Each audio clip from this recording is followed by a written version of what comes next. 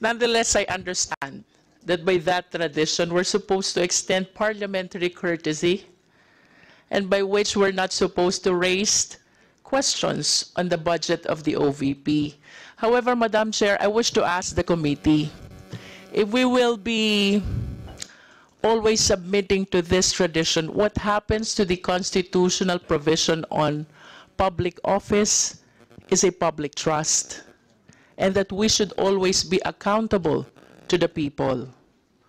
While this representation differs to the wisdom of the senior members, I wish to manifest that I, and I hope along with the new breed of legislators, are inclined to honor the tradition, contrary to the manifestation of the Honorable Marcoleta. However, Madam Chair, what happens if the tradition is not sufficient? What happens if the tradition is not effective? What happens if the tradition does not unite and instead it divides? Let us all remember that in all parliamentary proceedings, the majority always rule.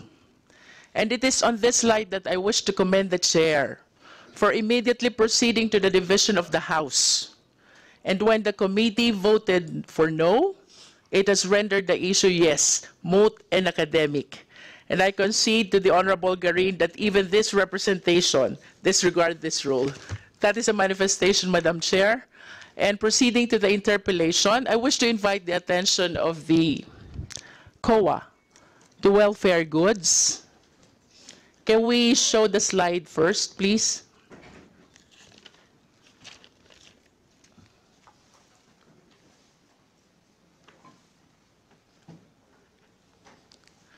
There are three... Yes, while waiting for the slides. Indeed, yes, Madam Chair. Indeed, the highest form of tradition in the House is the will of the majority.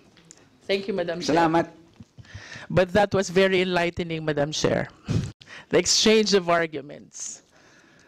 And proceeding, Madam Chair, I wish to state for the record that in order to address three social problems, problem on malnutrition, problem on poverty, and even problem on calamity response, the OVP launched the distribution of welfare goods program, as well as the OVP Kalusugan food truck.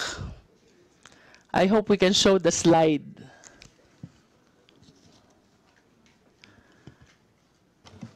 However, Madam Chair, the slides, please. Regardless of how ideal and how good these programs are, there are rules that we need to follow. And I wish to invite the attention. The first slide, please. The first slide. One slide back. This is the last. Oh, sorry. I have 3 slides only, Madam Chair.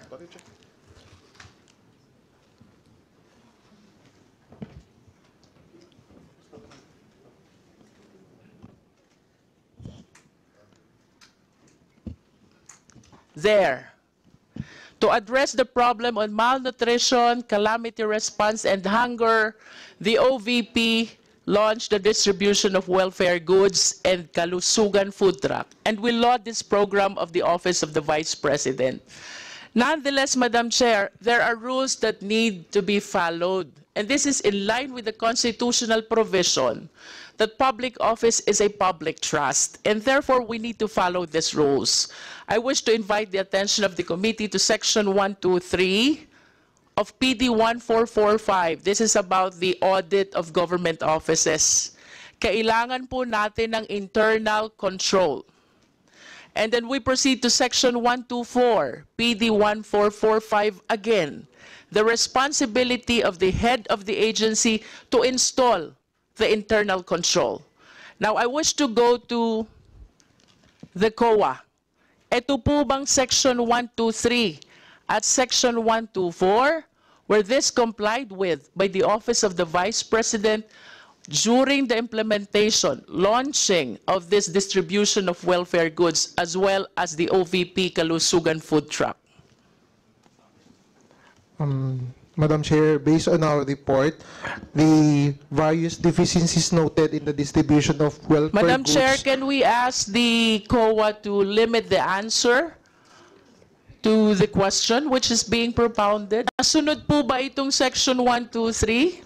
Yes or no? Based on our report, it is not strictly in accordance with sections 1, 2, 3, and So 1, it 2, was 4. not strictly complied with. In other words, there is no sufficient internal control. Tama po ba? Yes, Madam Chair. How about section 124? Did the Vice President heed to the mandate of section 124 that she has to make sure that she will install the internal control?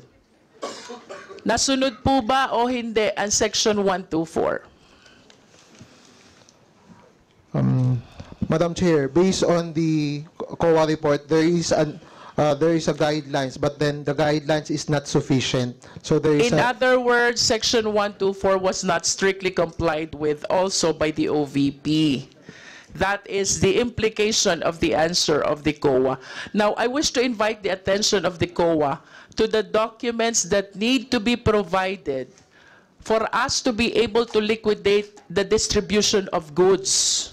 One is distribution list. This is only few of the several documents. 2 is property acknowledgement receipt. 4 is request and issue slip. And 5 is deed of donation. Ito po bang 5 documentary requirements na ito ay na-submit, na-provide ng OVP in the liquidation of the distribution of welfare goods? Yes or no lang po? Madam Chair, based on our report or audit, some of distribution list was submitted, but some of the distribution lists were not submitted. For particularly those mentioned in the report for the distribution of rice. Thank you. And for us to have a better picture of what the COA meant by some were submitted, some were not, may I request the Secretariat to please flash the second slide. There. The report of the COA shows that 557,000 Pansarap buns dated October 5, 2023 has no proof of acknowledgement receipt. Does the COA confirm? Madam Chair, yes po. It also shows that 434,000 also Pansarap buns on December 14, 2023 lacks acknowledgement receipt of the school as well as proof of acknowledgement receipt. Does the COA confirm? Madam Chair, yes po. Can you please show again the... Does the COA confirm the 460,000 supply of rice? That there is no proof of acknowledgement receipt. This one is dated March 31, 2023. Does the COA confirm? Yes, Madam Chair. How about the 218,750 lacking in proof of acknowledgement receipt? This is dated March 31 also. This is also about rice. Does the COA confirm?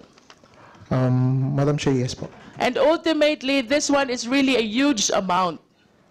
Malaking halaga po ito, Madam Chair. 62,774,000. Distribution of year-end food packs on December 29, 2023. Wala ding proof of acknowledgement receipt. Does the COA confirm? Yes, Madam Chair. In other words, Madam Chair, this is almost 65 million which were not properly liquidated with the COA.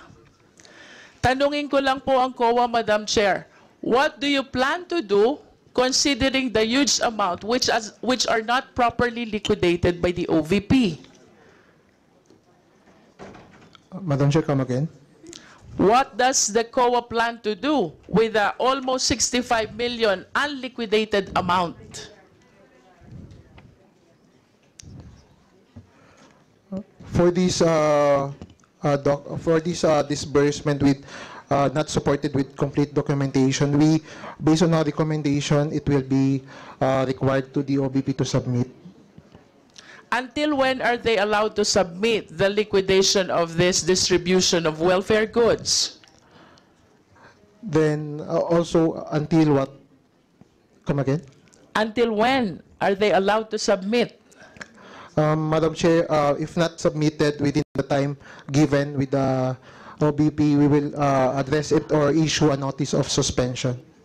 Wala po ba tayong guidelines when it comes to the prescriptive period kung kailan tayo magsasubmit ng documentary requirements to explain the distribution of welfare goods? This is almost 65 million, Madam Chair. And yet this is not properly liquidated. Nonetheless, Madam Chair, let me proceed to the second concern, the lapses in inventory management. We understand that the OVP likewise launched Kalusugan Food Truck. This is a 6-wheeler truck which serves as a mobile kitchen in response to calamities. However, Madam Chair, upon reading of the report of the COA, there are 3 significant observations. Can we please flash the third slide? 1, the food items are near expiry. 2, foods are not found in the storage.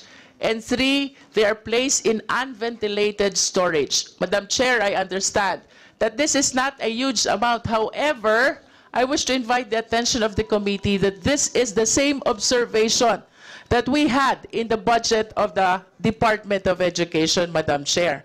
So I wish to ask I wish to raise the concern that ano po ba itong failure to account the distribution of welfare goods? Sana naman hindi. But I'm afraid that this might be another case of ghost delivery. How do we know that this is not really a case of ghost delivery?